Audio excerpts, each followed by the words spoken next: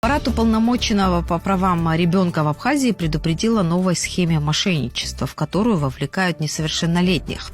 По имеющимся данным, преступники массово скупают аккаунты детей и подростков под различными предлогами.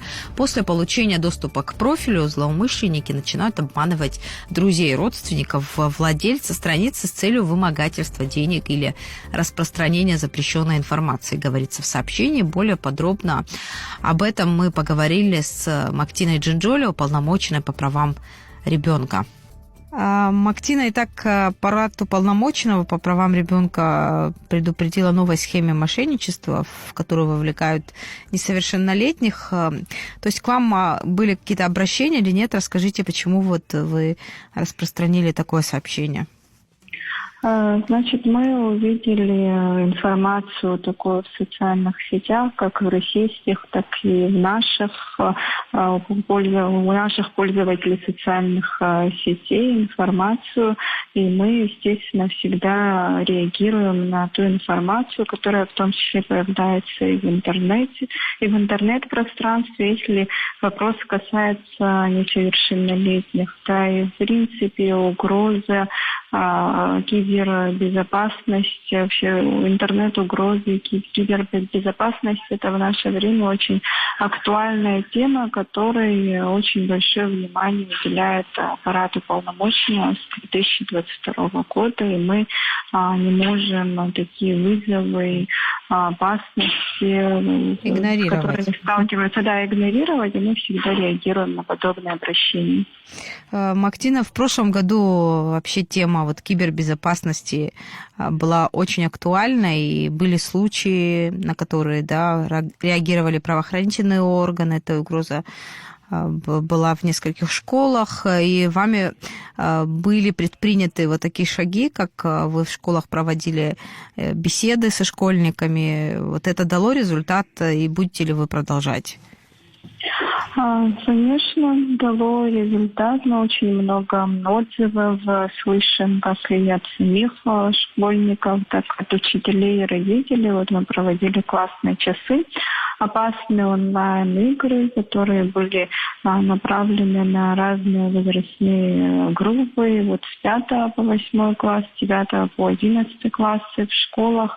Мы сами ездили лично, проводили практически, в каждой школе не успели лично физически съездить и провести, но мы через Министерство просвещения Республики Абхазия направили эти классные часы, и, соответственно, в каждой школе, в каждом классе уже классным руководителем, учителем были проведены подобные классные часы. Также, помимо этого, мы по всем школам, в том числе через Министерство просвещения, распространили такую памятку, листовку для родителей и педагогов, которая называлась «Как уберечь ребенка от опасных онлайн-игр», такие как особенно распространенные, «Синий кит», «Море китов», «Тихий дом», и другие, где подробная инструкция давалась о том, вообще по каким признакам можно понять, что ребенка увлекли в опасные онлайн-игры,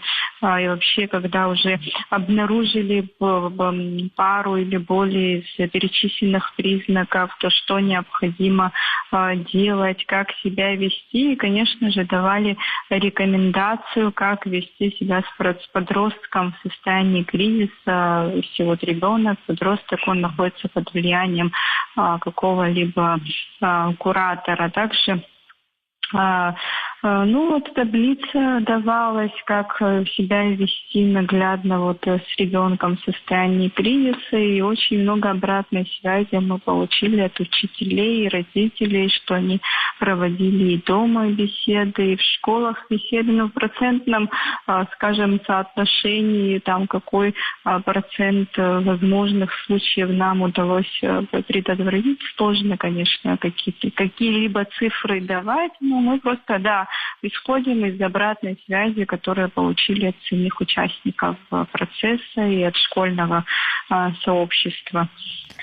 Конечно, профилактику сложно как-то измерить и сказать, сколько вообще можно предотвратить или предотвращено было. А вот случаи, с которыми сталкиваетесь, часто ли вообще к вам обращаются, может быть, из школ?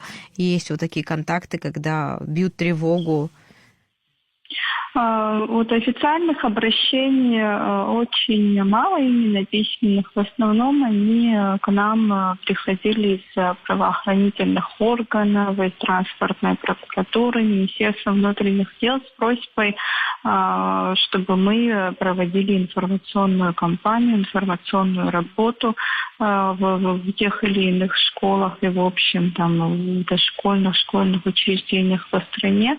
Но чаще всего вот в телефонном формате к нам обращаются директора школ с просьбой в определенном классе или, в общем, там, в каких-то классах в своей же школе провести подобные классные часы. Мы, естественно, реагируем, переходим, проводим, в том числе такие профилактические беседы проводятся и сотрудниками подразделения по делам несовершеннолетних. Это вот при Министерстве внутренних дел. Но чаще всего практика показывает, что вот когда люди приходят в гражданской форме, да, как мы, и более в каком-то другом интерактивном формате проводят, информация больше запоминается, вот, нежели чем когда в форме и в какой-то такой строгом формате преподносится информация. Поэтому мы стараемся свои классные часы адаптировать под возрастную категорию учащихся. Также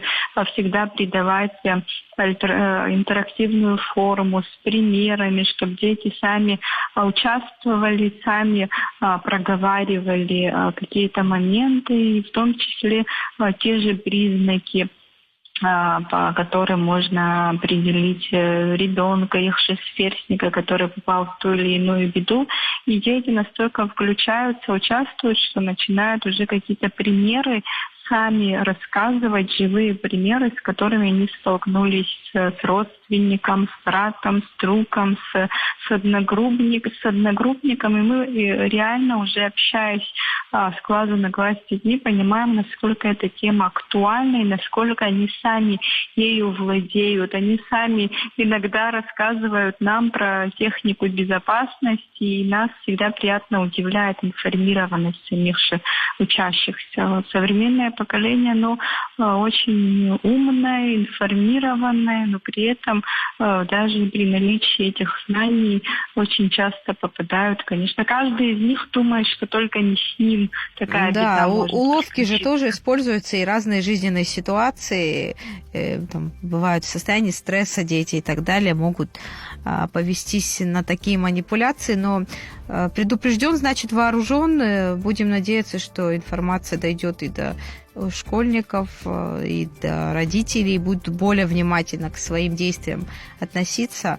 Спасибо большое, Мактина. Напомню нашим слушателям, мы говорили с Мактиной Джинджоли, уполномоченным по правам ребенка, о мошеннических схемах, которые могут быть использованы для вовлечения подростков в противоправную деятельность.